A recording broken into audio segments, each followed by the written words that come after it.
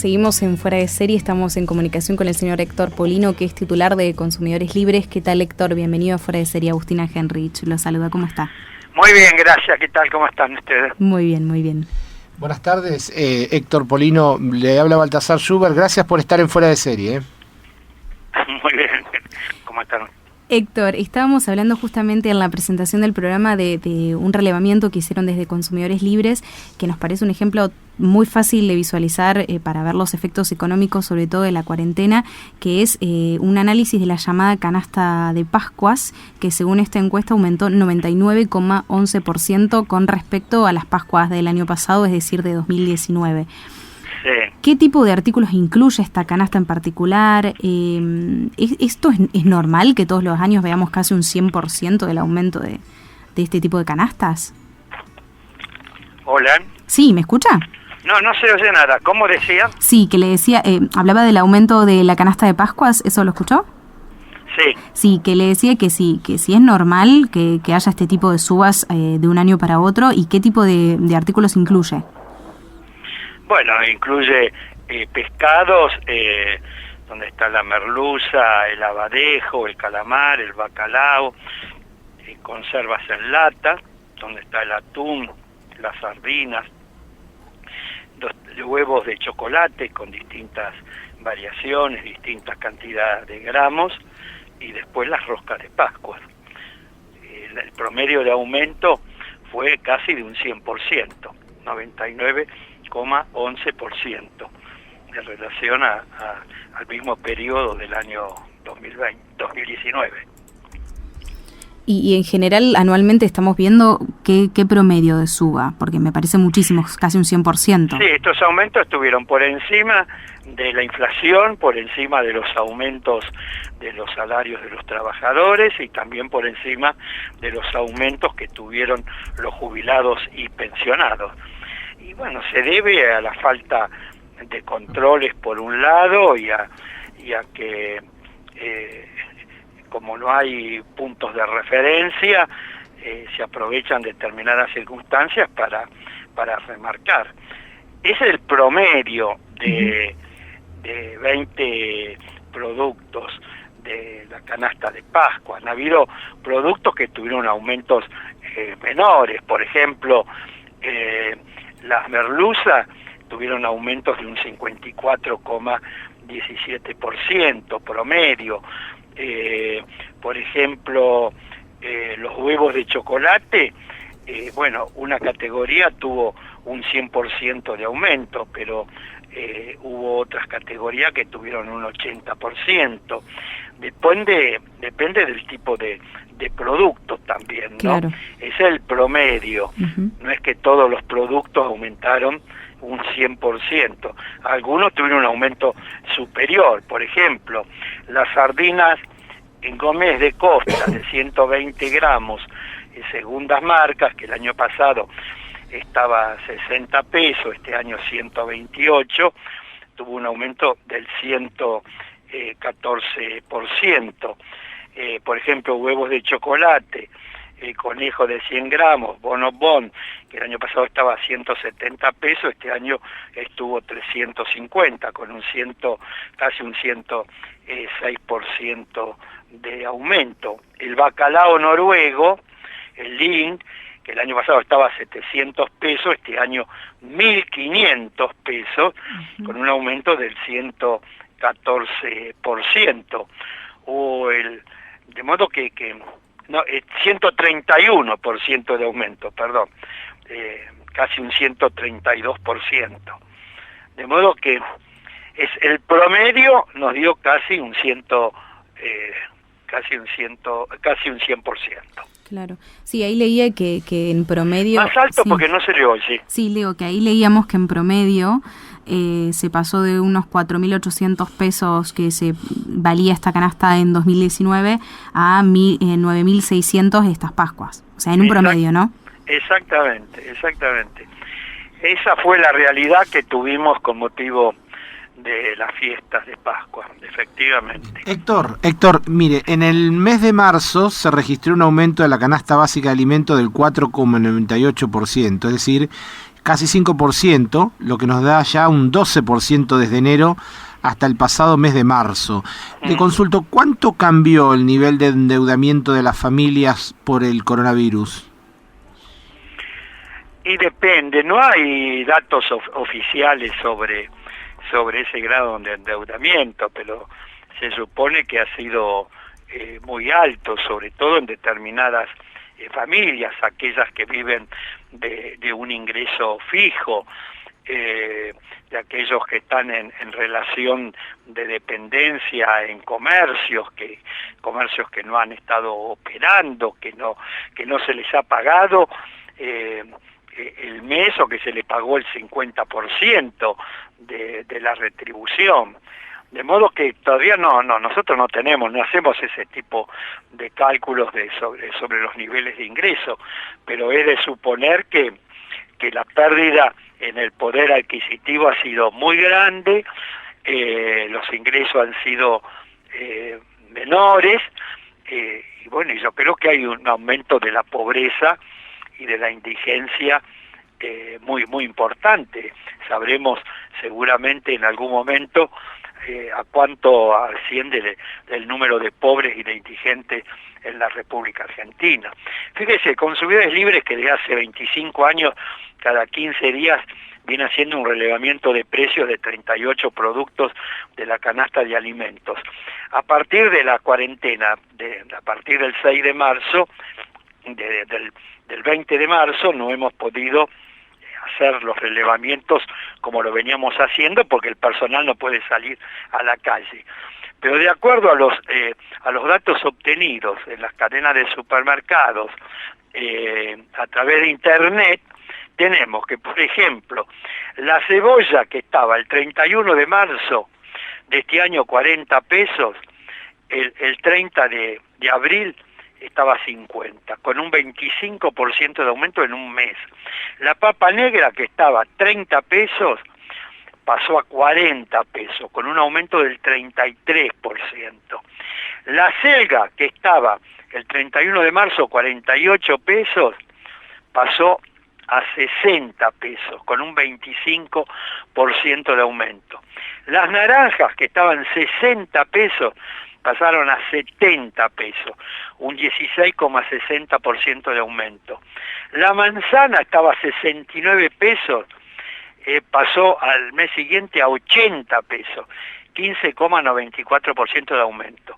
Bola de lomo, que estaba a 395 pesos, pasó a 450, casi un 14% de aumento.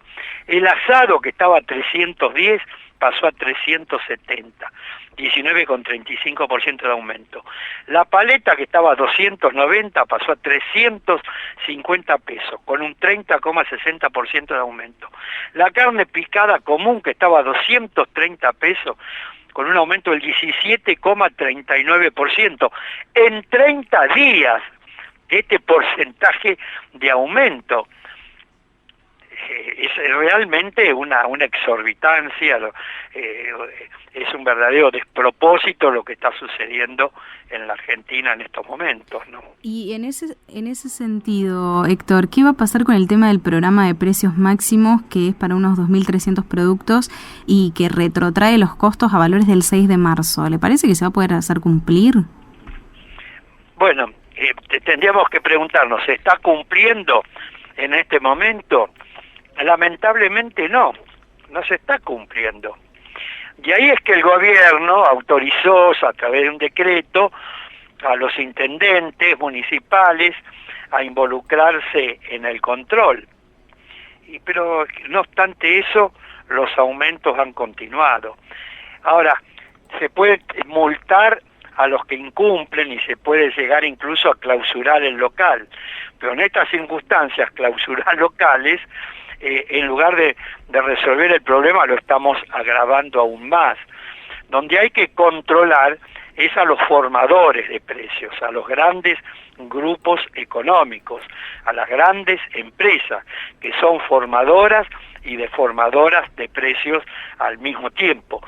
Y para eso hay que comenzar por poner en movimiento las leyes que están en funcionamiento. Por ejemplo, la ley que se denomina Observatorio de Precios, que aprobó el Congreso en el año 2014 y que prácticamente no se la puso nunca en funcionamiento, salvo unos meses con el gobierno antes del cambio, en el año 2014, después de haber sido aprobada, al poco tiempo de haber sido aprobada, pero desde entonces hasta ahora nunca se la puso en funcionamiento. Y esa ley es muy importante, porque hoy nadie sabe en qué eslabón de la cadena se produce una distorsión de precios. Es el carnicero, es el verdulero, es el almacenero, es el supermercado, no lo sabemos, o si es el productor, si es el matarife, si es el transportista, si es el mayorista, si es el minorista.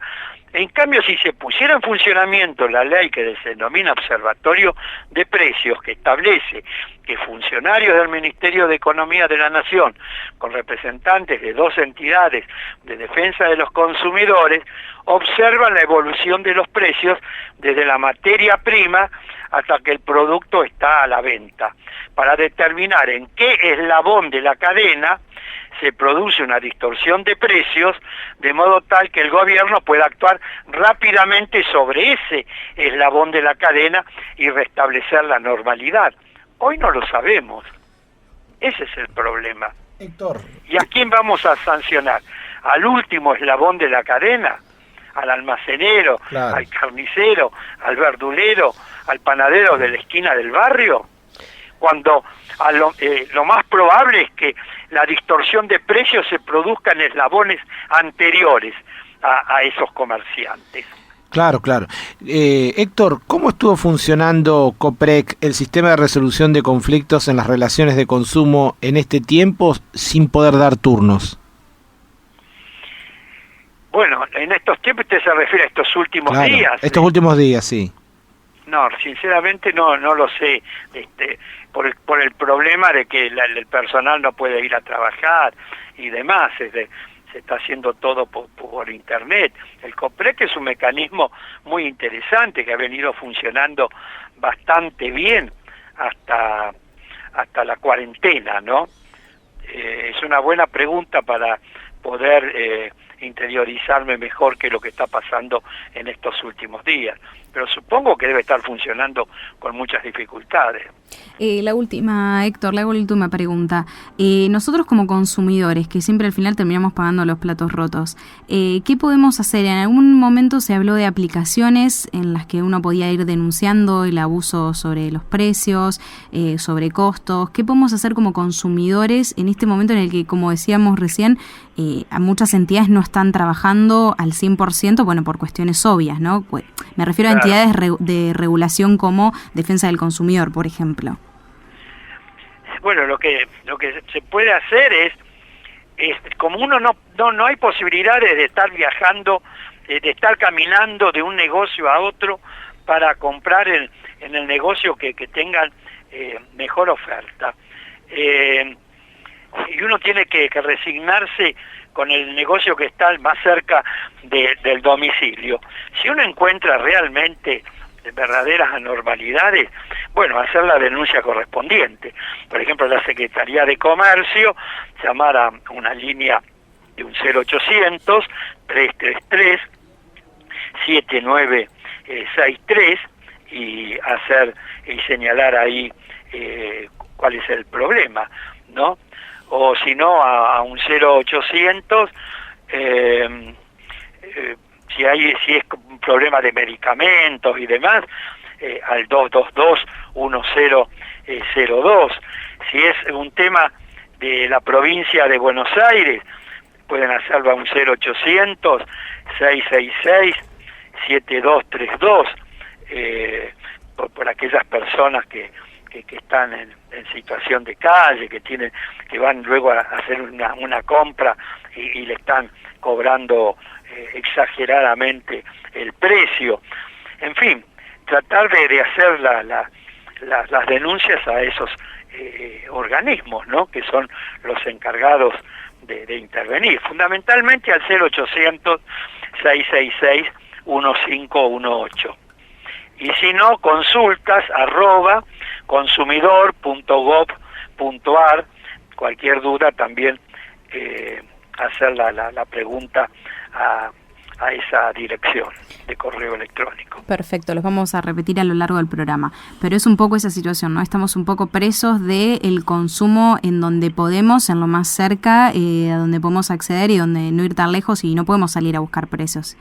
Esa es la realidad. Sí, así es, no se puede caminar, no. Entonces, bueno, uno está muy muy comprometido en ese sentido, muy limitado, y de ahí que las autoridades tendrían que extremar los controles en ese sentido. Pero le reitero, controlar al almacén, a la verdulería, a la panadería, a la carnicería del barrio es una tarea imposible de llevar a cabo porque se necesitaría una enorme cantidad de inspectores y que además como tienen que guardar cuarentena muchos de ellos por la edad, entonces lo que hay que hacer es controlar a los formadores de precios, a los grandes grupos económicos.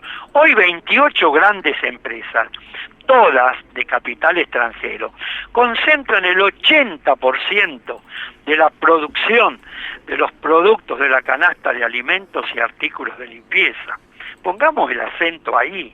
Ahí son formadores y deformadores de precios fundamentalmente. Gracias, Héctor. Un placer y súper interesante lo que nos dijo. Así que haremos nuestras devoluciones a estos números que nos ha dejado y a consultas@consumidor.gov.ar. ¿Está bien? Exactamente. Buenísimo. Gracias, Héctor. Un placer. Que siga muy bien. Hasta pronto. Igualmente, hasta la próxima. Hablamos con el señor Héctor Polino, que es titular de Consumidores Libres, que bueno, un poco como él explicaba, es una entidad que se dedica al control, la regulación y el seguimiento de temas de consumo. Él decía que se hace mensualmente un análisis de 23 productos. Sí, 23 o 28, la verdad que ahora no lo recuerdo perfectamente, pero hace pero nos lo nombró muchos años están en esto y me parece que ha ayudado y ayuda a tener mayor estadística, seguimiento y también algunas cuestiones instrumentativas como este COPREC que de alguna manera le mencionamos para tratar de resolver conflictos en las relaciones de consumo que son tan importantes y en lo cual, digámoslo, más allá de esta pandemia, el consumidor ha ganado un grado importante de interacción y avance de un tiempo a la fecha. Y es importante nos hemos que educado no lo más, que no lo perdamos, que lo mejoremos, claro. Sí, que por estar encerrados en casa, por estar medio como obligados a consumir por ahí no en los lugares habituales o en los que estamos acostumbrados, no perder ese feedback, digamos, con no dejar que se abusen, porque como bien lo decía él, muchas veces no es culpa ni del supermercadista ni del la gente de la despensa, sino que viene de mucho más arriba. Claro, del formador de precios. Exactamente, que él decía también que el 80% de las empresas proveedoras de nuestros bienes de consumo diarios son extranjeras. Sí, tal cual. Bueno, el tema de la concentración económica y de la extranjerización de la economía ya es de larga data, es así, y bueno, lo que nos queda es, como vos decís, tratar de crecer más como consumidor y que se nos respeten nuestros derechos.